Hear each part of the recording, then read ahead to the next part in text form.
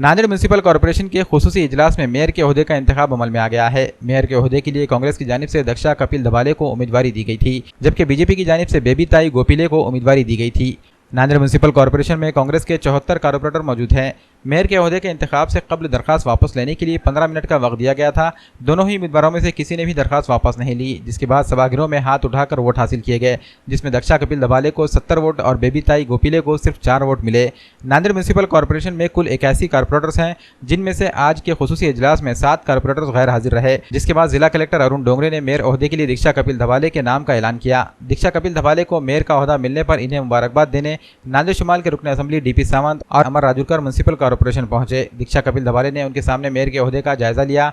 Mayor का ओहदा मिलने पर इन्होंने कांग्रेस पार्टी के सदर अशोक चौहान और सभी कांग्रेस कॉर्पोरेटरों का शुक्रिया अदा किया। ओहदे का चार्ज संभालने के बाद इन्होंने शिवाजी महाराज, डॉक्टर बाबा साहेब अम्बेडकर, महात्मा फुले, सावित्रीबाई फुले, शाहू महाराज और अन्ना भाऊ साठे के मुजस्सिमों पर गुलहाए अकीदत पेश किया। इस मौके पर शहर कांग्रेस कमेटी के नायब सदर विलास दबाले भी मौजूद थे।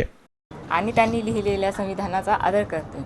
आमचे नेते महाराष्ट्राचे माजी मुख्यमंत्री अशोकरावजी चव्हाण साहेब, तसेच आमदार अमिताभाभी चव्हाण, आमदार डीपी सावंत साहेब, आमदार अमरभाऊ राजूरकर साहेब यांनी मला नांदेड वाघाळा शहर महानगरपालिकेच्या महापौरपदी निवड करून या नांदेड शहराचा प्रथम नागरिक बनण्याचा बहुमान दिला। त्याबद्दल मी त्यांचे सर्वप्रथम आभार मानते। तसेच आमच्या वार्डातील प्रभाग क्रमांक 18 मधील सर्व नागरिकांनी मला निवडून दिल्याबद्दल मी त्यांचेही आभार मानते। तसेच आमचे उपमहापौर विनय गिरडे पाटील, सभापती फारूक अली खान, सभागृह नेते वीरेंद्र सिंग गाडीवाले, तसेच महिला व बालकल्याण समितीच्या सभापती आणि उपसभापती यांचेही मी आभार मानते। तसेच इथं बसलेल्या सर्व पत्रकार बांधवांचे आणि आमच्या नगरसेवकांचेही आभार मानते।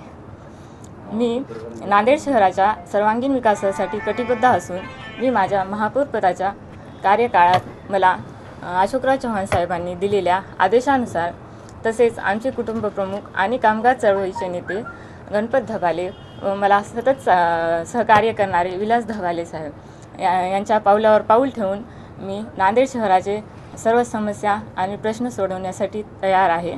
त्यासाठी मला तुम्ही सर्वजण सहकार्य कराल अशी अपेक्षा आहे। थँक्यू, धन्यवाद। जय भीम, जय भारत। सर्वप्रथम आपल्या नांदेड शहरात पाण्याच्या आणि कचऱ्यासंबंधी या दोनच समस्या आहेत।